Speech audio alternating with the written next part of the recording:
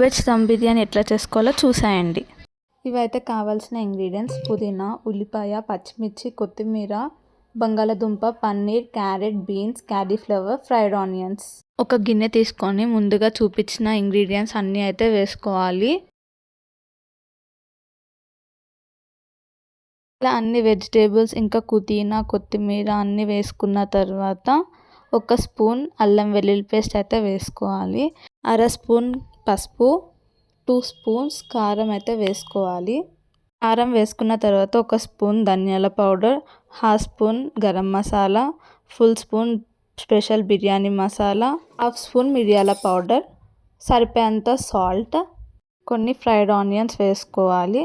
వేసుకున్న తర్వాత ఒక కప్పు పెరుగు అయితే వేసుకొని ఇలా అయితే కలుపుకోవాలి.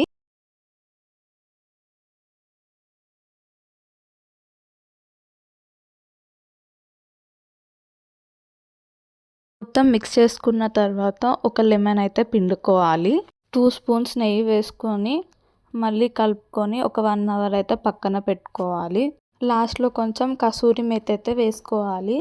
ఇలాగైతే స్టవ్ మీద ఇట్లా అయితే వాటర్ పెట్టుకోవాలి. వాటర్ పెట్టుకున్న తర్వాత మసాలా దినుసులు అయితే వేసుకోవాలి. మసాలా దినుసులు వేసుకున్న తర్వాత ఒక స్పూన్ అల్లం వెల్లుల్లి పేస్ట్, సరిపోయేంత ఉప్పు, కొంచెం ఆయిల్ అయితే వేసుకోవాలి.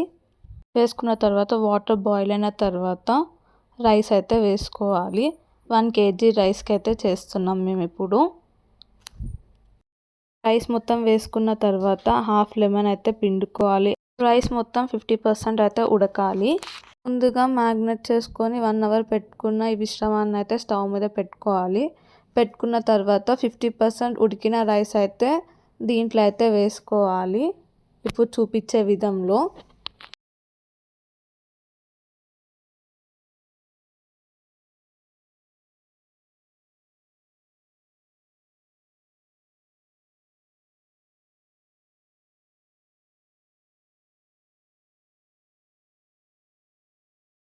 రైస్ మొత్తం వేసుకున్న తర్వాత పైన ఫ్రైడ్ ఆనియన్స్ అయితే వేసుకోవాలి.